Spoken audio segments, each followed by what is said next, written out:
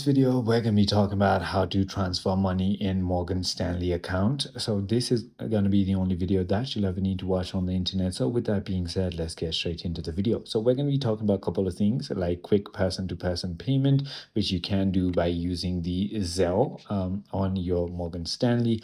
You could also go ahead and link external accounts, or you could also initiate the transfer. So all you need to do is simply go ahead and log in, go to pay and then transfers plus budget. And once you've done that, simply go ahead and click on transfers, then add an external account if needed using instant verification or manual setup. And finally, select your accounts to set up a one-time or recurring transfer. You can also use Zelle for quick person-to-person payment via the mobile app, or set up direct deposits or wires for larger amounts or recurring deposit. I hope this video clarified everything that you needed to know. If it did, hit that like button, and if it didn't, I'm really sorry. So see you on the next one.